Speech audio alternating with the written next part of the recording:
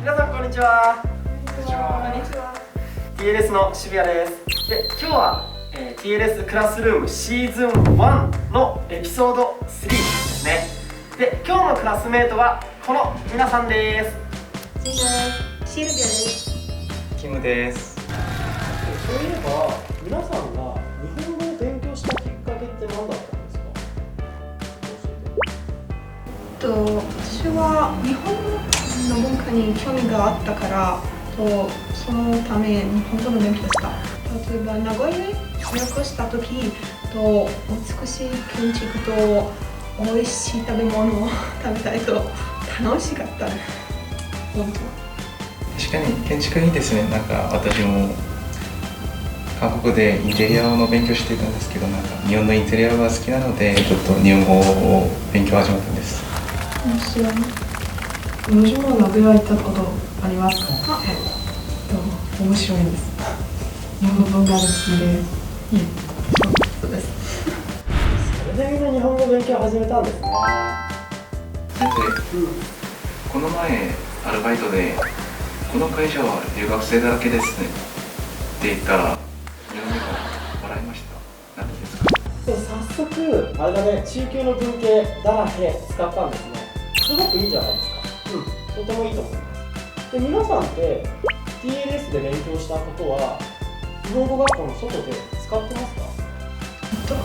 友達と会った時に使ってみますが、間違えているのか正しいのか分かりません。私ももうちょっと教えてもらいたいです。そうですよね。日本人ってあんまりその他の人も外国人の人の日本語って直したりしないんですよ。みんなが一生懸命勉強して話してくれてる。でそれで意味が分かったらあんまり直さないんですよね。みんなってどうですか？みんなは直したりするの？直さないかも。私も。先生、私の主張は？もちろんやりますよ。はい、大丈夫です。で、今回のこのだらけっていうのは、今回似ている文系がもう一つあるので、それと一緒に勉強しましょう。で、キムさん、今回はこのだらけってどういう気持ちで使ったの？たくさんいますって意味で使ってます。そうそう、これ大体いいですね。なので、だらけっていうのは、たくさんいますとか、ちょっと普通じゃないですっていう意味で使ったんだよね。じゃあ似ている言葉も一緒に見ていきたいんですが、似ている言葉、わかる人いますか？バカリという言葉があります。いいですね。そうです。ばかりがあります。ちょっと見てみましょう。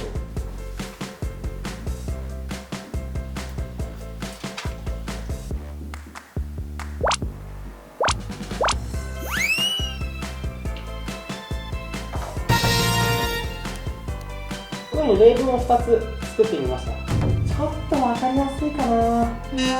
この違いって分かりますか？ちいさん。ばかりは嬉しいこと、だらけはマイナス？そうなんです。大体 OK です。だらけの前は嫌なこと、マイナスなことが来ます。で、ばかりの方はプラスでもマイナスでもどちらでも OK なので、今回キムさんが留学生なのに留学生だらけですねって言ったので、あれ、なんで留学生なのにマイナスなこと言ってるんだろうって思われたのかもしれないですね。じゃあキムさん、なんて言えばよかったのかな？この会社は留学生ばかりです。まとめるよ。だらけを使うよりばかりを使った方がいいんですが、それでも変に捉えられてしまうことがあります。なので、この職場は留学生がたくさんいて嬉しいですというふうにプラスの気持ちを伝えるともっといいですね。まとめちゃったよ。またね、バカ。じゃあシルビアさん、なんか最近嫌なこと？どっかの人が漢字だらけです。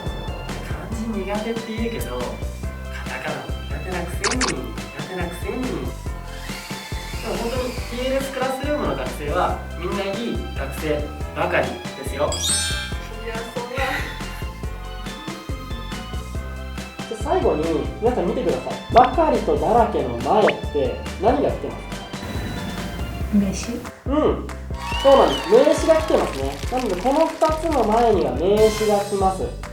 で、ばかりの前には動詞が来ることもあるんです。なのでテスト、試験で前に動詞が来ていたらばかりの方を選んでください。JPT でこの問題が出ればいいですね。本当にそうですね。これが出たらラッキー。